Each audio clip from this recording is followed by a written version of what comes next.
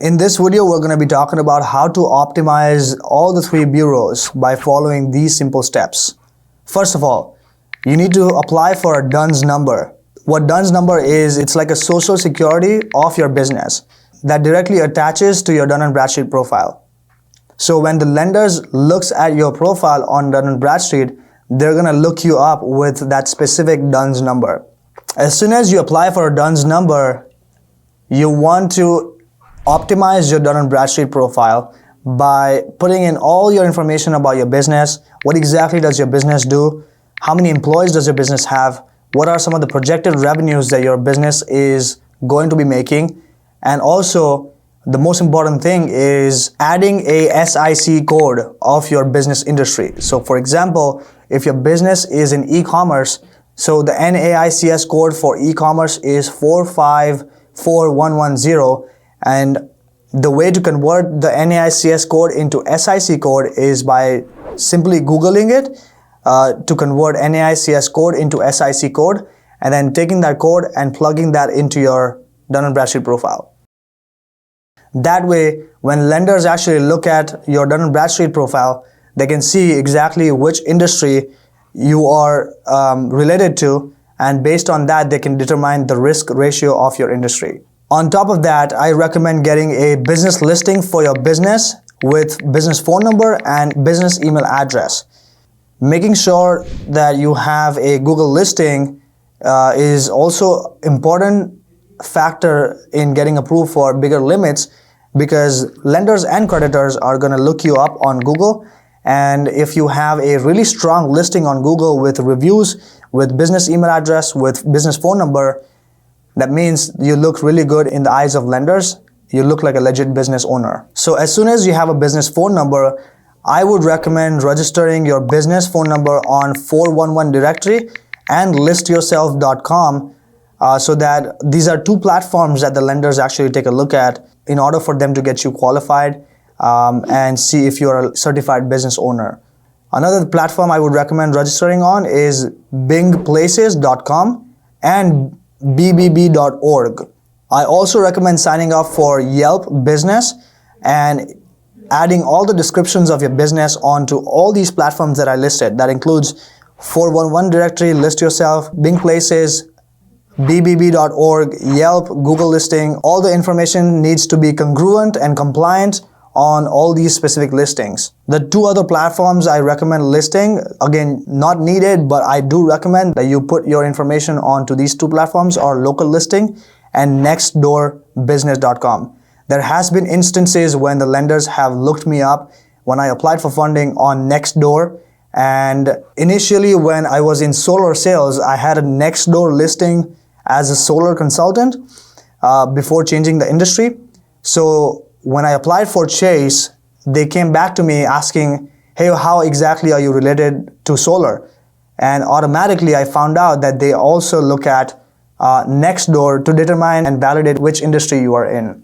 So I highly recommend having a compliant information listed on all these platforms, and that matches across all the platforms. Having a business phone number, business email address is also important in getting approved for bigger limits on the business side. Before I get into further videos, I want you guys to know that besides having a business profile, you also have your own individual profile as a business owner that the lenders take a look at before getting you qualified for a huge amount of capital. As the lenders want to take a look at how are you as a business owner performing as a business owner, how effective and how diligent you are in conducting your business. So in order for you to get qualified for a huge amount of funding, you also need to make sure that you optimize your business owner's profile as well. They will look at your personal repayment history of the business. Let's talk about how to opt out of secondary reporting companies. So for example, if you end up not defaulting on one of the payments on the business side, if the creditors are seeing something that is going against your approval, then we can actually opt out of secondary reporting companies. Besides the three bureaus, there are multiple companies that reports to the bureaus. That includes Innovis, LexisNexis, SageStream, CheckSystem, and CoreLogic. So The goal for these secondary bureau reporting companies is to collect all the data and report to the main three bureaus. So oftentimes you might get denied for a huge amount of capital just because you haven't frozen your secondary reporting bureau company data, and that might also make or break your approval.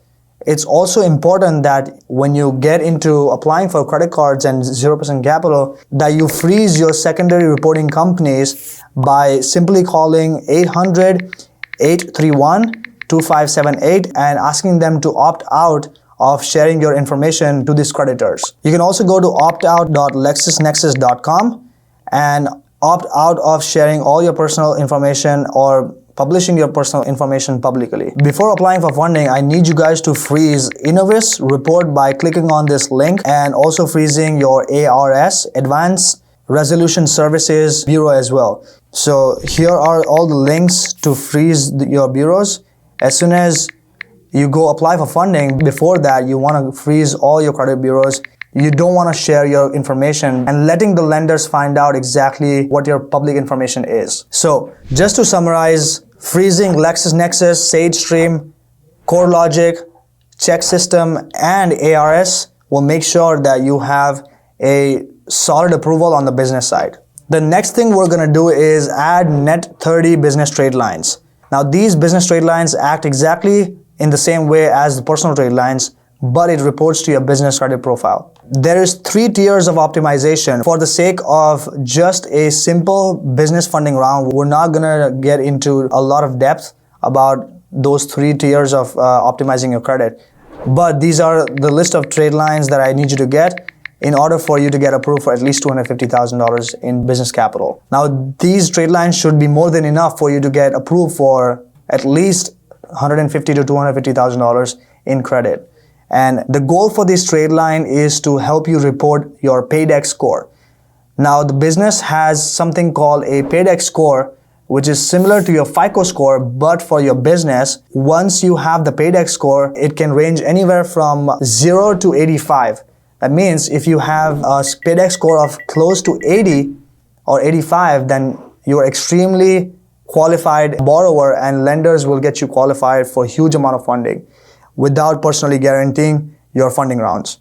Some of my top business trade lines are nav.com/prime, Dun & Bradstreet Credit Builder Loan, bizcreditcentral.com, and businesseCredible.com, and even redspectrum.com. I would choose Dun & Bradstreet Credit Builder Loan and nav.com to begin with if you're not able to spend a lot of money. Dun & Bradstreet works is, it's a net 30 trade line. That means you're going to be charged $150 every 30 days.